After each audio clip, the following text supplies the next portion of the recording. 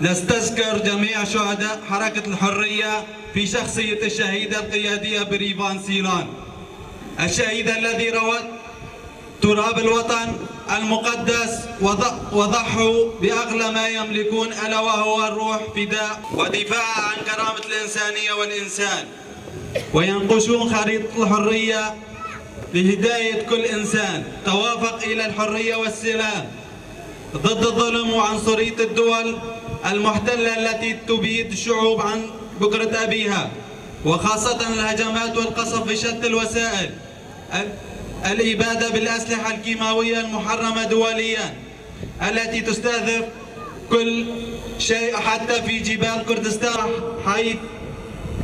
في مقاومة الغوريلا الباسلة والعظيمة. شهادات من أمثال الشهيدة الطلائعية بريفان زيلان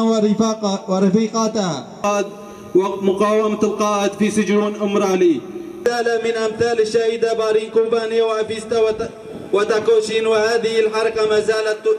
تناضل وتقاوم الاحتلال. ديروغا كردستان حتى وجمع هيرو حمي ذهنية عند سلادار جميجي كرد ترسيخ هنا جبارجي خاصا كردستان عادي كردستان وگرینن ارمانکی تجهزتنی درزی به ذهنیته ایش کردن پرچه خواندن عبادت کردن اگه ذهنیته که خواب مزن کردن و سر گل کرد دادن فرض کردن نه تنها جای آزاد کرد خواستن به ترددی بری خدای خدمتی گل رخصتن کردن گل و بتایبتی رخصتن کردنشون که همین ملان دا چند هنر دا دهش او تشتید هندر باید واشاتی به ترددی نصف به و دنگی خواب بلندتر بکی بریوان دی جیان خودشی بسر کرد و شهادت خودشی بسر کرد دمه که تخواستن شهید بریوان زیلان شهید بخینن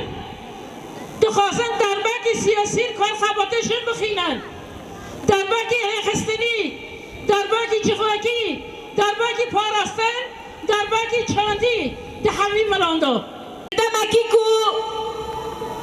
وندابونا که آزادیا جواکی بو وندابونا آزادیا مروف و کسایت بو